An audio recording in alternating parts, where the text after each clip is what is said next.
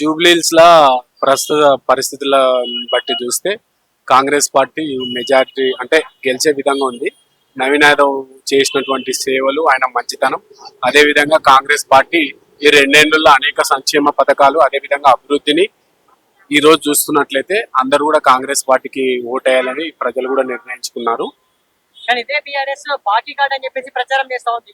కాంగ్రెస్ ఏం చేసిందంటే బాకీ కార్డ్ అన్న, వాళ్ళు 10 ఏళ్ళ అధికారంలో ఉంటారన్న. అప్పుడు ఏదైతే రా ఉద్యమం ముసుగులో రాజకీయ పార్టీ అయింది బీఆర్ఎస్ పార్టీ. ఆ రోజు మళ్ళా మాకు ఇంటికో ఉద్యోగం ఇస్తామని చెప్పినారు, నిరుద్యోగ వృత్తి అన్నారు.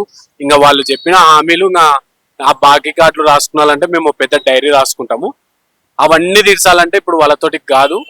నిజంగా ఈరోజు ఏదైతే కాంగ్రెస్ పార్టీ అధికారం లేకొచ్చినాక నిరుద్యోగులకు అండగా నిలిచింది, విద్యార్థులకు అండగా నిలిచింది.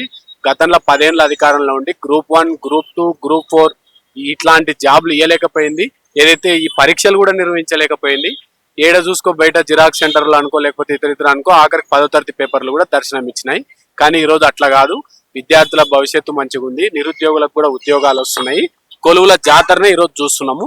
అదే విధంగా సంక్షేమం విషయానికి వస్తే కాంగ్రెస్ పార్టీ అధికారం లేకొచ్చిన తర్వాత ఏదైతే సన్నబియ్యం అనుకోండి, ఉచిత బస్ అనుకోండి, ఎన్నో కొత్త రేషన్ కార్డులు అనుకోండి, ఇంద్రమ్మ ఇండ్లు అనుకోండి, అదే విధంగా దేశ చరిత్రలోనే ఎక్కడ లేని విధంగా ఈరోజు ఈ తెలంగాణ రాష్ట్రంలో ఏదైతే రుణమాఫీ కూడా ఈరోజు చేసినారు. ఇన్ని సంక్షేమం, అదే విధంగా హైదరాబాద్ అభివృద్ధి వచ్చినట్టయితే మొన్నటికి మొన్న ముఖ్యమంత్రి దావోస్కు వేల లక్షల కోట్ల పెట్టుబడులు తీసుకొచ్చి గత చరిత్రలో ఎన్నట్లేనటువంటి అభివృద్ధి ఈ రోజు జరుగుతుంది.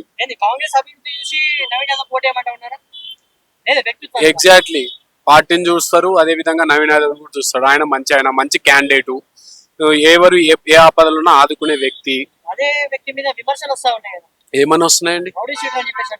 Rowdy sheeter. ఓకే, మీరు అన్న పదానికి ఆయన ఏం చేస్తున్నా అంటే పెద్దలను కొట్టి బీదలకు పెడుతున్నాడేమో కానీ ఆయన ఎటువంటి రౌడీ దందాలు కానీ రౌడీలు కానీ ఏం చేయలే. ఆయన పేదోళ్ళని ఆదుకుంటున్నాడు. ఇలా బీఆర్ఎస్ పార్టీలు ఓటమి భయంతోటికే వాళ్ళు రౌడీ షీటర్లు అంటున్నారు, లేకపోతే ఇతర చాలా క్యారెక్టర్ పైన చాలా బురువు చల్లే ప్రయత్నం చేస్తున్నారు. ఏమంటా బీజేపీ కావచ్చు, బీఆర్ఎస్ పాత్ర ఎలా ఉంది ఇక్కడ? బీజేపీ బీఆర్ఎస్ పార్టీ తెలంగాణ రాష్ట్రంలో రెండు ఒకటే. మీరు ఏదైతే ఆ రెండు పార్టీలని వాళ్ళు బీజేపీ ర్యాలీలన్నా ప్రజలు ఎవరున్నారన్న అందరూ పైసలు ఇస్తే వచ్చేటోళ్ళు వచ్చిండ్రు. ఇప్పుడు నేను రేపు ఏదైనా నామినేషన్ వేసి నేను కూడా ర్యాలీ పెట్టాలనుకుంటే నాకు కూడా వస్తారు. నేను అభిమానంతో వచ్చినారు. ఆయనకి ఎప్పుడు ఇది ఆయన ఈ క్యాంప్ ఆఫీసే ఆయనకి జనతా గ్యారేజ్. పార్టీలకు సంబంధం లేకుండా ఎవరున్నా ఆపద కోరి వస్తే ఆయన సాయం చేసే మనిషి నవీన్ యాదవ్. ఖచ్చితంగా జూబ్లీహిల్స్ లో కాంగ్రెస్ జెండా ఎగరం పక్క 100%. అంటే గత 10 సంవత్సరాల నుంచి ఇట్లానే ఉంది. ఈ రోజు ఏం ఎలక్షన్స్ వచ్చినాయని ఏదో పెద్ద మార్పులు ఏం లేవు. ఎప్పటికీ వాళ్ళు